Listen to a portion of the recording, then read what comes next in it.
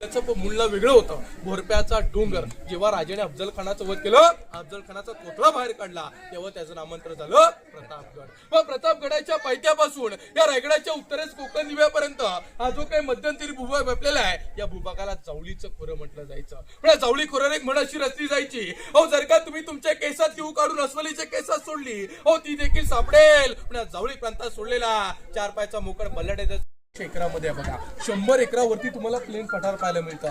या राजधानी रायगडाची जर का समुद्र सपाटीपासून हाईट पाहिली तर 2851 फूट आहे बघा. जे शिवभक्त पायी मार्गाने रायगडाच्या किल्ल्याच्या माथ्यावरती येतात, किल्ल्याच्या पायथ्यातून वाहता किल्ल्याची हाईट आहे 1375.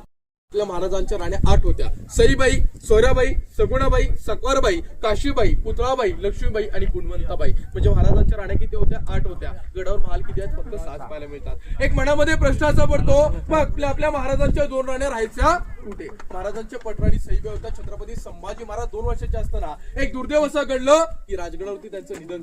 त्या भरलेल्या दरबारात 6000 पैसे आपल्या आऊसाहेबांच्या डोळ्यातून आनंदाचा शिवनेरीच्या काळ्या मातीत खेळणारा बाळ माझा शिव आज त्या सुवर्ण सिंहास नरून होणार आहे, छत्रपती होणार आहे. त्या मातेचं अंतकरण किती भरलं होतं. अहो डोळ्यातून आनंदाचे अश्रू वाहत होते. अहो हेच आमचे शिवबा. अहो लहान असताना मातीचं किल्ले बनवणार, 365 गडकोटाचं छत्रपती होणार आहे. त्या मातेचं अंतकरण किती भरलं होतं. अहो डोळ्यातून आनंदाचे अश्रू वाहत होते. आणि आपले राजे या सरकारकडेतून त्या 32 मणाच्या सुवर्ण सिंहासने चालू लागतात. या दरबारातली जी 6000 पैसे उभी राहते, डोक्यातला मानाचा फेटा काढते आणि वाकडा आपल्या राजाला दिवार मानाचा मुद्रा करते. राजा मुद्रा स्वीकारतात. राजांचं अंतकरण भरून राजांचं अंतकरण भरून येण्याचं कारण होता की ज्या जीवाभावाच्या लेकराच्या जीवावर हा जो हिंदवी स्वराज्य साम्राज्य उभा केला होता, एकही एवढा मोठा महादेवाचं मंदिर अबाधित कसा ठेवला?